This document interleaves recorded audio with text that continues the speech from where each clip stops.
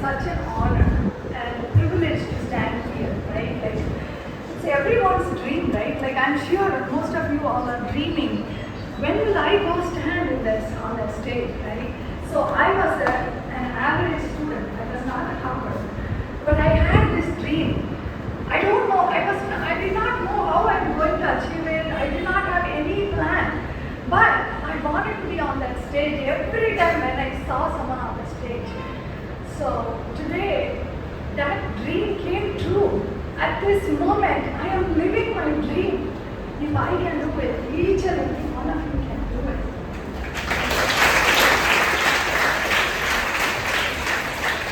So I'd like to thank Rosalina, my dear friend Lucia, your favorite professor.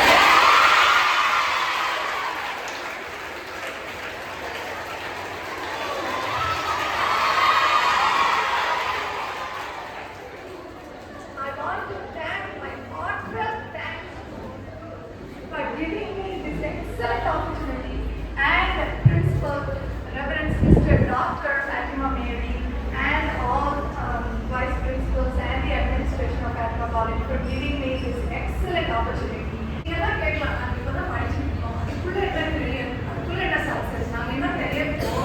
Correct? But let's imagine, like, okay, we are planning for a trip in your core of vacation. When will we plan after going on a vacation? No, right? Before going on vacation. We will decide where we want to go, how we are going to get there, what are all the plans, what things we are going to take. We plan stuff before, correct? Like that. We need to be prepared now. So I'm going to give some steps, right? Like which work for me. These are not like some imaginary steps. These are real steps which work for an average student like me, right? So, because Lucia is very famous, suddenly I thought of telling a Lucia story. Can we start that? Yes. So look, I was Lucia's classmate. Me and her, we both were 89, 90 batch, right? So every time I see Lucia, she was surrounded by 10 students. Always she was teaching.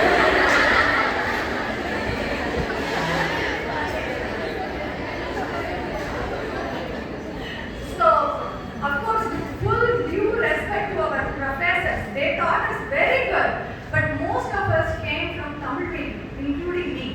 So we did not understand completely, right? The professors taught very good, but Lucia kept down to our level of understanding and taught us. She literally played a teacher assistant role. Seriously. So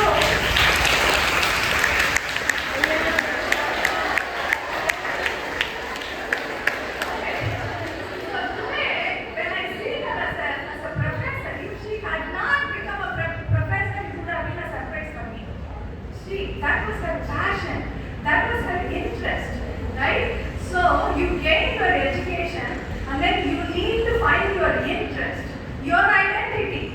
Both together makes a profession, like Professor Lucy. Great example, right? So we need to find our identity. That is the first thing we need to do in our career path. What do we like to do? What is my passion? What do I like to do? And then the education should guide you towards that. Even, okay, Lucia very smart students, படிக்கிறதோட தெரிஞ்சிடும் எனக்கு என்ன பிடிக்குது. என்ன மாதிரி normal ஸ்டூடெண்ட்ஸ்லாம் தெரியல. எனக்கு ஏன் படிக்கிறேனே தெரியல.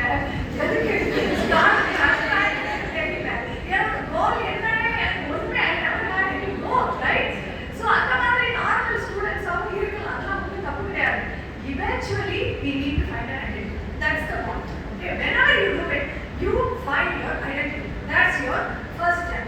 Okay, so Lucia is a perfect example. Okay, so next, and there are a lot of mentors will guide you. I should not ignore that part. One of the mentors was Rosalina.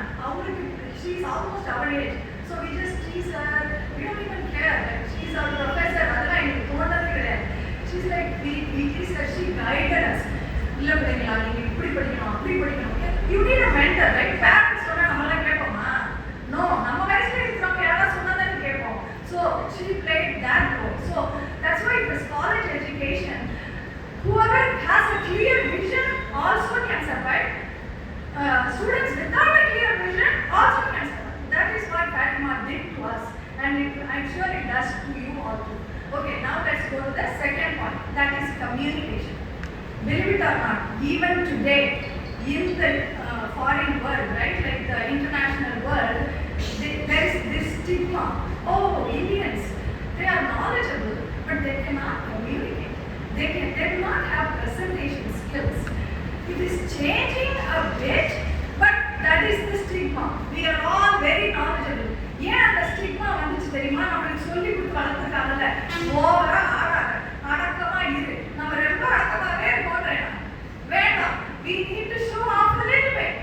என்ன இப்போ problem ஆயிடுச்சு தெரியுமா? இப்போ Indians வந்து they don't have communication skills அப்படி சொல்றதுனால we started talking. என்ன ஆயிடுச்சு? There is a unique problem now. இன்னமும் knowledgeable இருக்கிறவங்க பேச மாட்டேங்கிறாங்க. நம்ம இந்த கொஞ்சம் knowledge இருக்குல்ல, அதெல்லாம் ஓவரா பேசுறாங்க. அதுக்கு நம்மகிட்ட பழமொழி இருக்குல்ல, என்ன நிறை குணம் தழுவாது குறை குணம் கூட்டாது. அது bad, that's not right. Okay, என்ன பண்ணணும்? It has to be opposite. People who have knowledge, they need to be able to communicate their knowledge to other people so they can benefit. It will help when you go for an interview. What do you think they are looking for? What do you think? I am recruiting people. What am I looking into them? I have their resume. I read it before I talk to them. And then the first question I ask them, what do you briefly explain what you do? Explain your experience. That's what we say. Please do not ever memorize and repeat your resume. That is not what we are looking for. You need to convince us that you have the ability, you have the knowledge to satisfy our need. You need to speak from your heart. அது வேணும். நீங்க பர்சனோட பேசணும். You cannot be a paper. உங்க ரெஸ்யூமேல இருக்கிற மாதிரியே நீங்க இருக்கக்கூடாது. You need to be the person on that resume. You should not be the language on that resume. So அதுக்கு உங்களுக்கு communication skills வேணும். எப்படி communicate பண்றது? We need to open up. First communication skill வேணும்னா knowledge வேணும். Knowledge is the driving factor for the communication skill, right? So your communication skills should reflect your knowledge. Your knowledge should guide your communication. That is the key point. சரி, எனக்கு பேசியே பழக்கம் இல்லை, I am an introvert. நிறைய பேர் இருப்பாங்கல்ல, எல்லாரும் இப்படி கரெக்டாக பேசிக்க மாட்டாங்கல்ல, என்ன பண்ணலாம்? எனக்கு பேசியே பழக்கம். புதுசா ஒருத்தர் பார்க்குறோம், இன்ட்ரோடியூஸ் பண்றாங்க. Just ask questions. ஒரு 7 வயசு பிள்ளையை பார்த்தா கூட நம்மளுக்கு தெரியும் அந்த 7 வயசு பிள்ளையோட லைஃப்ல என்ன நடக்கும் ஓரளவுக்கு நமக்கு தெரியும். Based on that, ask questions. What do you do? ஒரு ஸ்கூல்ல என்ன நடக்குது? எந்த ஸ்கூல்ல படிக்கிற? எந்த சப்ஜெக்ட் உனக்கு பிடிக்கும்? உன்னோட டீச்சர் யாரு? Develop questions. So if you are introduced to a doctor, just ask questions about their profession. எத்தனை பேஷண்ட்ஸ் வருவாங்க, நீங்க என்ன மாதிரி ட்ரீட் பண்ணீங்க, எங்க படிச்சீங்க, எங்க உங்களோட ட்ரைனிங் எடுத்தீங்க, இந்த மாதிரிலாம் கேட்கலாம். நான் கேட்க சொல்றது ப்ரொஃபஷனல் பத்தி என்ன தெரிஞ்சுக்கலாம் அவங்க கிட்ட. இதைத்தான் நான் கேட்க சொல்றேன். நான் அவங்க வீட்டுக்குள்ள என்ன நடக்குது நோசி அது கேட்க சொல்ல. Let's be clear on that, right? So by asking questions, and then it has to be a conversation. எப்ப பார்த்தாலும் பேசிக்கிட்டே இருக்க கூடாது, எப்ப பார்த்தாலும் பேசாம லிசனா இருக்க கூடாது. It has to be both. You need to listen, and then based on what you listen, you need to follow up the questions also. That's how you develop your communication. ஒரு பெருசா படிச்சவங்கள பார்த்தா ஐயோ இவங்க பேசிட்டா நம்மளோட ignorance-லாம் வெளிய வந்துரும். வரட்டும். We learn something from them. That is what everyone like to talk about what they are doing. எல்லாருமே நம்ம என்ன பண்றோம்னு சொல்றது ரொம்ப பிடிக்கும். நீங்க கேட்டீங்கன்னா இன்ட்ரெஸ்டா அவங்க பேசுவாங்க. அதை வச்சு ஒரு இன்டர்வியூவே கிளியர் பண்ணிருக்கேன். நான் சும்மா வாயில கேட்ட இன்ஃபர்மேஷன் வச்சு. That is what they கான்ஃபிடென்ட்டா பேசுங்க. நிறைய இன்ஃபர்மேஷனை நீங்க தெரிஞ்சுக்கோங்க அப்படிங்கிறது தான் இந்த கம்யூனிகேஷன் ஸ்கில். இது நான் யூஎஸ் போனதுக்கு அப்புறம் எனக்கு ஒரு மெத்தட் ஆஃப் கம்யூனிகேஷன் நான் ஃபாலோ பண்ணேன். நான் லைக் ஐ டோல்ட் யூ, நான் தமிழ் மீடியத்தில் படிச்சுட்டு just 3 years of college education. எனக்கு உடனே கல்யாணம் ஆயிடுச்சு. 21 yearsல நான் யூஎஸ் போறேன் with a baby, 6-month-old baby in my hand. Okay, நான் டிபெண்டன்ட் விசால போறேன். எனக்கு யூஎஸ்ல ஒர்க் பண்ண முடியாது. ஸோ எனக்கு ஒரு 4 years ஆகும் எனக்கு ஒர்க் பெர்மிட் வர்றதுக்கு. எதுவே கையில் ஒரு குழந்தை இருக்கு, வளர்க்கணும். இப்போ இந்த 4 வருஷம் ஆனதுக்கு அப்புறம் நான் ஜாப் மார்க்கெட்டுக்கு போகணும்னு பிளான் பண்றேன். எனக்கு இங்கிலீஷ் தரமா பேச தெரியாது, எனக்கு கம்ப்யூட்டர் ஸ்கில்ஸ் கிடையாது. அப்போதான் யூஎஸ் வாஸ் பூமிங் 95 நான் சொல்லிட்டு இருக்கேன். அப்போ கம்ப்யூட்டர் ஸ்கில்ஸ் கத்துக்கணும். எனக்கு தெரிஞ்சதெல்லாம் பிகாம்ல எனக்கு கிடைச்ச ஒரு அளவுக்கான அக்கவுண்டிங் நாலேஜ் அவ்வளவுதான்.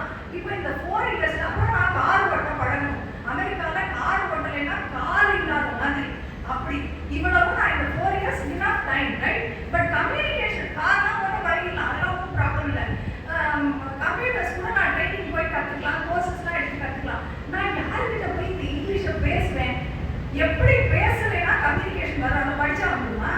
வராது. செந்தமிழும் நாப்பழக்கம் அப்படின்னா எந்த லாங்குவேஜுமே அதான். பேச பேச பேச பேச தான் கம்யூனிகேஷன் வரும். யாருக்கு பேசுறது? ஹஸ்பண்ட் கிட்ட போய் பேசுறதா? சும்மா தமிழ்ல பேசினாலே சண்டை வருது, இங்கிலீஷ்ல பேசி ரொம்ப தடுக்கிறாங்க அப்படின்னா என்ன பண்ணுது? வேண்டாம். அப்போ நான் என்ன பண்ணேன், நான் சொல்லுவேன் வீட்டில் சாமான்லாம் வாங்குவோம்ல, லைக் பிரெட் மில்க் எக் இதெல்லாம் வாங்குவோம்ல, அதில் வந்து அந்த ப்ராடக்ட்டுக்கு பின்னாடி கஸ்டமர் சர்வீஸ் நம்பர் இருக்கும். நீங்களாம் பார்த்துருக்கீங்க. 1-800 ஆரம்பிக்கும் யூஎஸ்ல. இங்கேயும் கூட இருக்கலாம், எனக்கு தெரியல கரண்ட் எப்படி. ஸோ அந்த கஸ்டமர் சர்வீஸ் நம்பர்ஸ் நான் குறிச்சு வச்சுப்பேன். அந்த பிரெட்டை பற்றி ஒரு 4 கொஸ்டின் நானே ப்ரிப்பேர் பண்ணி வச்சுட்டு அவங்கள கூப்பிடுவேன். ஏன்னா இந்த கஸ்டமர் சர்வீஸ் நம்பர்லாம் ஒருத்தங்க கூப்பிட மாட்டாங்க, எல்லாம் காஞ்சிட்டு உட்காந்துருப்பாங்க. அந்த காலத்தில் ஆள் இருக்கும் அந்த கஸ்டமர் சர்வீஸ்ல. இப்போ எல்லாம் ரொம்ப தான் இருக்கு. 30 இயர்ஸ்க்கு முன்னாடி ஆள் இருக்கும். நான் இந்த கொஸ்டின்ஸ் எல்லாம் வச்சுட்டு கேட்பேன். What is this bread made of? யாருக்கும் தெரியாது. இந்த பிரெட் இஸ் மேட் ஆஃப் வீட் அப்படின்னு தெரியாது. ஆனால் நான் கேட்பேன் சிம்பிள் கொஸ்டின்ஸ். எதுக்கு நான் அந்த ஃபோன் கால் நான் பண்றேன்னா, நான் ப்ரிப்பேர் பண்ணி வச்சிருக்க கொஸ்டின்ஸ் எனக்கு ஓகே, அவங்க ஒரு கொஸ்டின் திருப்பி கேட்பாங்கல்ல, அது அன்எக்ஸ்பெக்டடா இருக்கும். எனக்கு தெரியாது என்ன கேட்க போறாங்க, அதுக்கு நான் எப்படி பதில் சொல்றேன், அதை எப்படி நான் வளர்றேன், அதுக்காக நான் அதை கால் பண்றேன். இவங்க கஸ்டமர் சர்வீஸா, அவங்களுக்கு நான் கஸ்டமரா, அவங்க என்னைய எப்படியோ வச்சுக்கணும். they need to converse with me. இவ என்னதான் சொல்ல போறா, ஏன்னா அவங்க ரேட்டிங் பண்ணணும், அவங்களுக்கு அதுக்கு சேலரி இருக்கு. அதான் நான் என்னதான் தப்புமா பேசினாலும் உடனே கொடுத்தாலும் அவங்க இருப்பாங்க, திருப்பி திருப்பி எனக்கு எக்ஸ்பிளைன் பண்ண பார்ப்பாங்க, என்னோட இங்கிலீஷை கரெக்ட் பண்ணுவாங்க. இப்படித்தான் நான் என்னுடைய தினம் 4 ஃபோன் கால் பண்ணுவேன். குழந்தை தூங்கினதுக்கு அப்புறம் நான் குறிச்சு வச்சுட்டு இப்படித்தான் நான் என்னுடைய கம்யூனிகேஷன் ஸ்கில்ஸை நான் வளர்த்துட்டேன். அந்த மாதிரி எனிதிங். ஏன்னா நம்ம சில நேரம் சொல்லுவோம் எனக்கு இங்கிலீஷ் பேசுறதுக்கு ஆளே இல்லைப்பா. No, we need to just look around and think of a new way to communicate. That's it. Because communication is the key. Okay, next one. Collaboration. இப்போ நம்ம சொல்லுவாங்கல்ல, போட்டி இருக்கலாம், பொறாமை இருக்கலாம். என்னை பொறுத்தவரைக்கும் போட்டிகள் இருக்க முடியாது. How can an apple and orange compete with each other? Can it? No. Each and every one of you is unique. So you cannot compete with the person next to you because you have some unique talent that the other person does not have, and that person has some other unique talent. So enna pananum, being women in this era, right, we need to lift each other, we need to help each other, we need to collaborate. I strongly believe in that. நம்ம சொல்ல என்ன பண்ணுமா, நம்ம வந்து முன்னாடி போறா, நம்ம போல அப்படியே போறோம். She has some other talent. எனக்கு பேர் இருக்கு. That's why I say find your identity. So you can focus on that instead of focus on someone else's identity. We don't need that, right? So இப்போ இந்த collaboration ஒரு கதை சொல்றேன். உண்மையா நடந்த கதை. யுஎஸ்ல ஒரு காலேஜ்ல ஒரு பொண்ணு பேரு ஜூலியா. அவ வந்து காலேஜோட பாஸ்கெட் பால் டீம்ல இருக்கா. காலேஜோட பாஸ்கெட் பால் டீம்ல வந்து சீனியர்ஸ் மட்டும்தான் சேர்ப்பாங்க. But Julia was a freshman, அதாவது ஃபர்ஸ்ட் இயர் ஸ்டூடெண்ட். அவ எப்படி அந்த டீமுக்குள்ள போனான்னா, பாஸ்கெட் பால் ஹூப்ல இருந்து 10 feet தள்ளி அவளை எந்த டிபார்ட்னாலும் அவளால ஷூட் பண்ண முடியும். அவளுக்கு அந்த டேலண்ட் இருந்துச்சு. அதனால அவளை டீம்ல சேர்த்தான். சூப்பரா என் என்ன பண்ணுவாங்க, மற்ற டீம்மேட்ஸ் எல்லாரும் பால் ஆப்போசிட் டீம்ல இருந்து வாங்கி ஜூலியா போடுவாங்க, அவ ஷூட் பண்ணிவா. சூப்பரா நடந்துச்சு. இப்போ ஒரு செமஸ்டர் முடிஞ்சோடனே இன்னொரு ஃபர்ஸ்ட் இயர் ஸ்டூடெண்ட், அவ பேர் சிந்தியா, அவ இந்த டீமுக்குள்ள வர. அவளுக்கு ஒரு ஸ்பெஷல் டேலண்ட் இருக்கு. என்னன்னா அந்த பாஸ்கெட் பால் டீம் அந்த கோர்ட்ல எந்த கார்னர்ல அவன் இருக்கிறாலும் அவன் ஷூட் பண்ண முடியும். ஸோ அவளை எடுத்துட்டாங்க. இப்போ என்ன ஆகுது, ஃபர்ஸ்ட் கேம்ல ஜூலியா சிந்தியா மற்ற பிளேயர்ஸ் எல்லாரும் விளையாடுறாங்க. இந்த சிந்தியா வந்து ஜூலியா பார்க்குறா. அவன் கொஞ்ச நாளா இருக்கிறாள், எல்லாரும் போனாங்க, அவ கோல் போட்டுக்கிட்டே இருக்கா. பெரிய அட்டென்ஷன் தூக்கி கொண்டாடா. இவளுக்கு வந்துச்சு, ஓ, ஏன்னா அவளை இவளுக்கு ஃபர்ஸ்ட் இயர் ஸ்டூடெண்ட், இவளுக்கு என்ன இவ்வளோ அட்டென்ஷன் கிடைக்குது.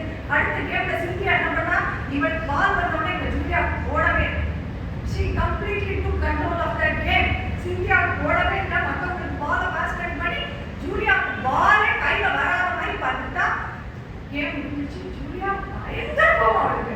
எப்படி இவன் என்னோட கேமை கண்ட்ரோல் பண்ணான், எனக்கு வரவே இல்லை. ஒரே கோவம். அப்பாட்ட போய் போன்ல பேசுறான். அப்பா அந்த மாதிரி என்னோட புது பொண்ணு வந்திருக்கா, she just spoiled my game அப்படின்னு.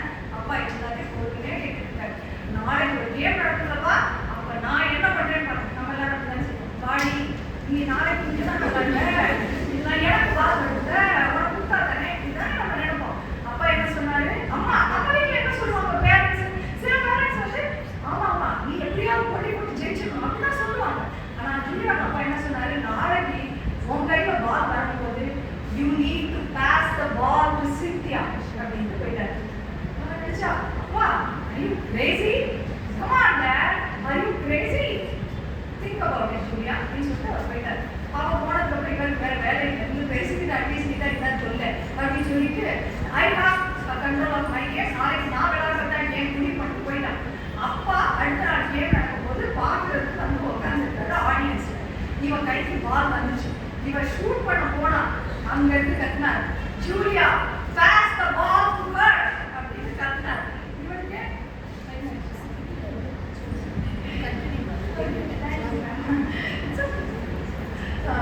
சோ என்ன ஆயிடுச்சு, pass the ball to her போட்டா என்ன அறியாம போட்டா. அப்பா கத்துறாங்க இல்லையா, பால் சிந்தியா கைக்கு போயிடுச்சு. அவளுக்கும் என்னடா நடக்குது, நம்ம வீட்டு இவன் தான் பால் போட்டா, அவளுக்கு கடுப்பாங்க.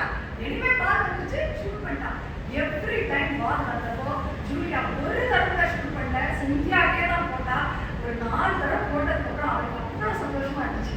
நான் விட்டு கொடுத்து ஒருத்தி ஜெயிக்கிறாள், அதெல்லாம் உணர்ந்தா மட்டும்தான் புரியும்.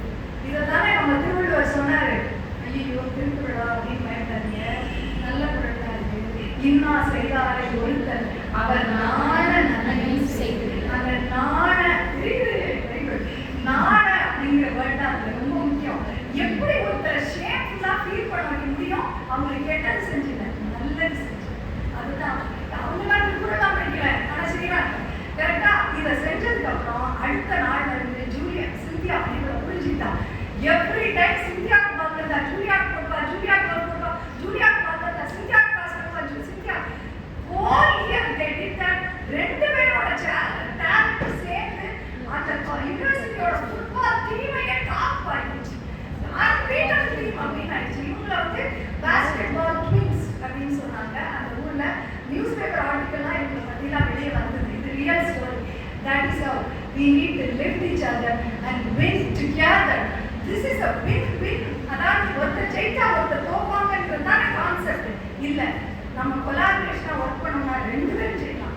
We need to create lot of win-win situations. We need to lift each other. Okay, ஒருத்தருக்கு ஒரு விஷயம் தெரிஞ்சா இன்னொருத்தர் சொல்லிக் கொடுங்க. லூசியா எங்களுக்கு எல்லாருமே சொல்லிக் கொடுத்தா, அவருக்கு என்ன correct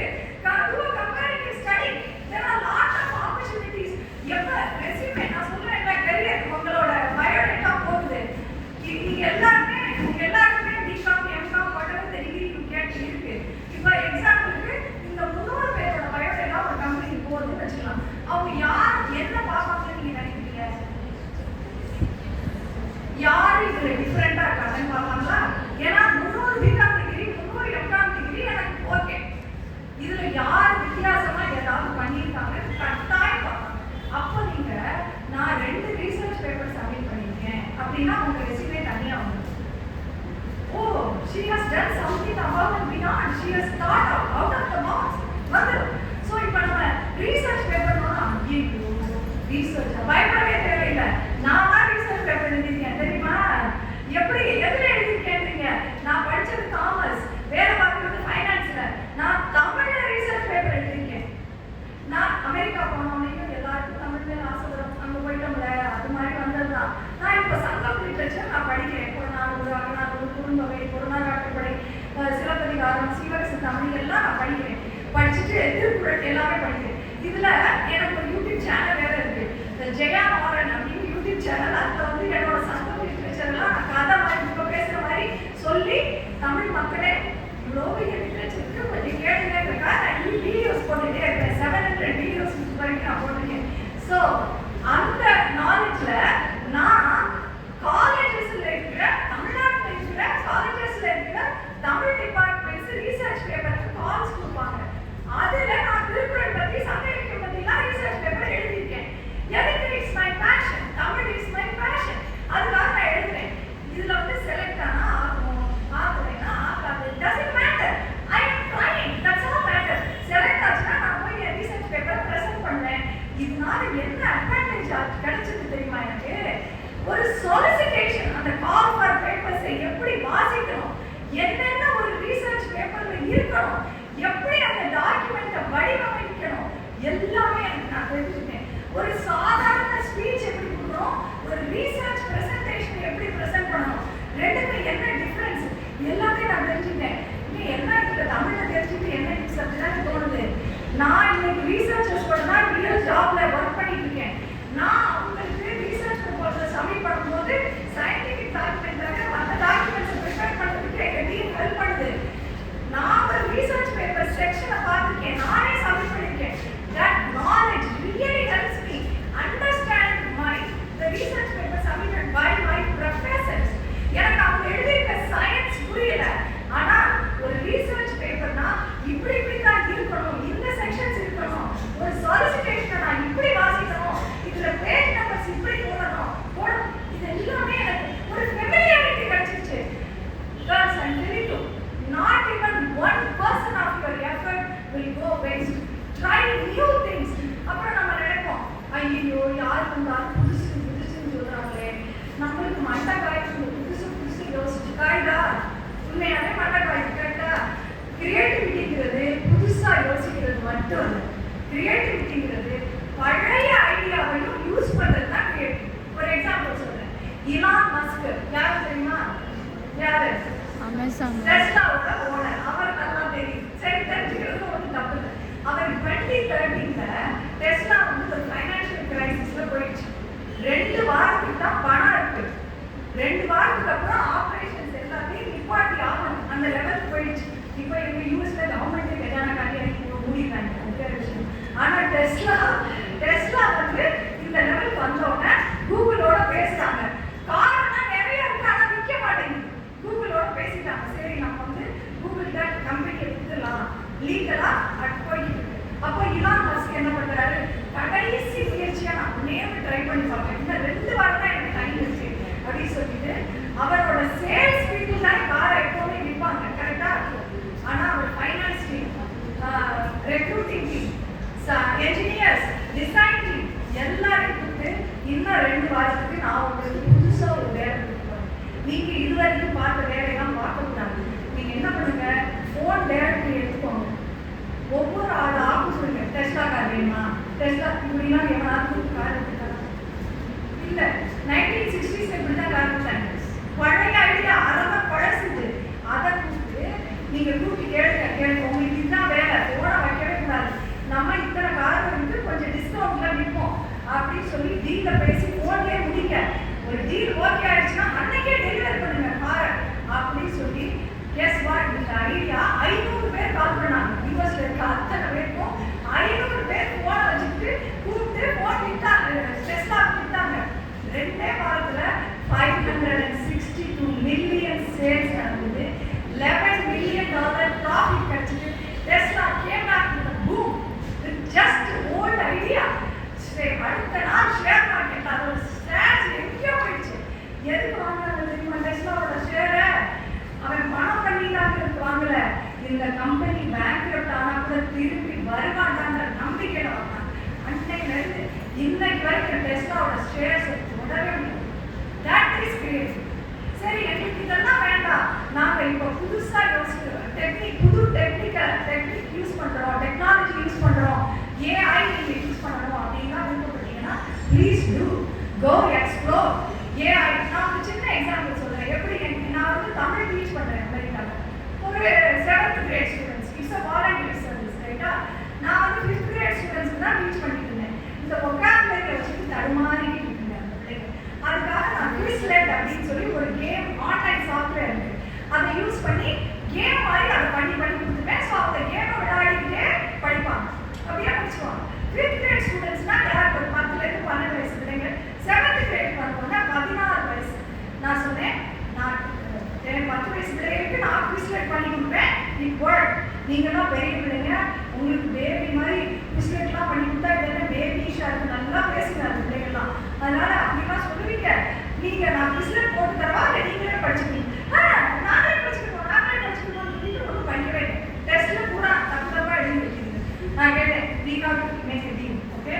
Either you study or I make you study. What do you want? அப்போ ஒரு பையன் சொல்லுறான், அத்தைன்னு தான் கூப்பிடுங்க, அத்தை நீங்களாம் குவிஸ்லெட் பண்ண வேண்டாம், நான் என்ன தெரியுமா பண்ணேன், இந்த வேர்ட்ஸ் எல்லாத்தையும் ஏஐல போட்டு குவிஸ்லெட் பண்ணி கொடுன்னு கேட்டேன், அதுவே பண்ணி கொடுத்துருச்சு அப்படின்னா.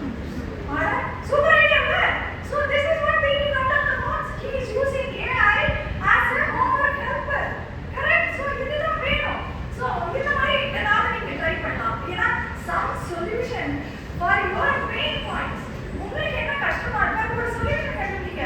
Use AI to get a solution. That AI world needs that thing, those things. இப்போ கடைசியா காமர்ஸ் வேர்ல்ட்ல AI எப்படி யூஸ் பண்ணப்படுதுன்னு சொல்லிட்டு நான் என்னோட ஸ்பீச்சை நான் முடிச்சுக்கிறேன். That's the last one. Okay, இப்போ ஒரு பெரிய கம்பெனி இருக்குன்னு வச்சுக்கோங்க. They have most of the companies use ERP softwares like Oracle, Workday, இதெல்லாம் வந்து PeopleSoft, SAP, இதெல்லாம் சாஃப்ட்வேர்ஸ் வச்சு தான் அவங்க பிஸ்னஸ் பண்ணுறாங்க. இதில் Oracle வந்து அட்வான்ஸ் கலெக்ஷன்ஸ் அப்படின்னு ஒரு மாடியூல் இருக்கு. இது என்ன பண்ணுன்னா, நிறைய கஸ்டமர்ஸ் இருப்பாங்கல்ல, யூஎஸ்ல இருக்க companies mostly multinational companies. So customers வந்து யூகேலேருந்து, ஆஸ்திரேலியாவிலேருந்து, ஏஷியாவிலேருந்து, ஜப்பான்லேருந்து எல்லா இடத்துலேருந்து இருப்பாங்க.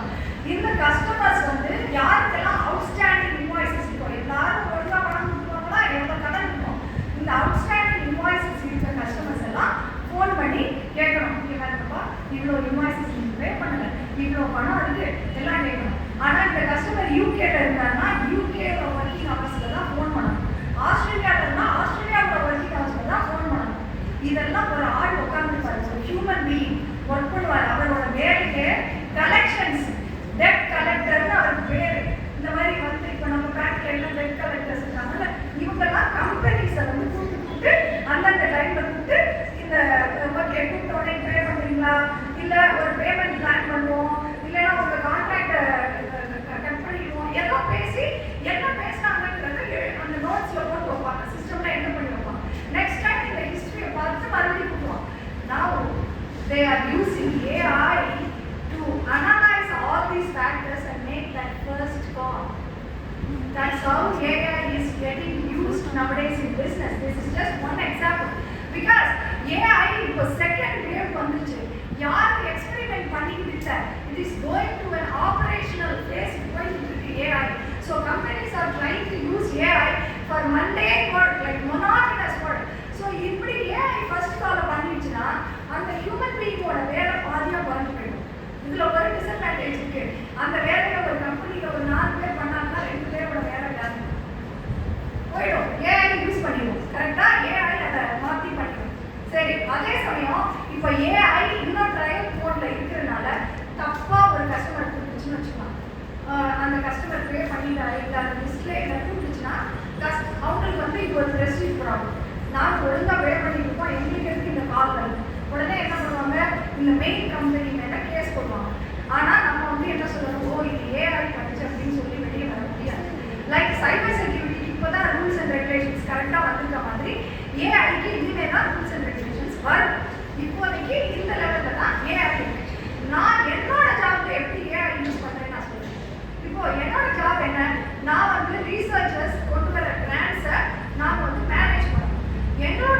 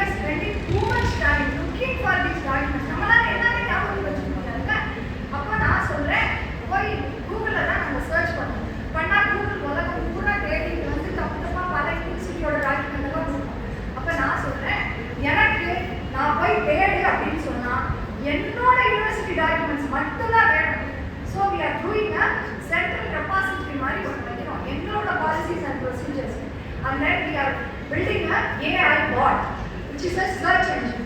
அது நான் இப்போ போய் தேடுன்னு சொன்னா எங்களோட டேட்டா பேஸ்ல போய் மட்டும்தான் தேடணும்.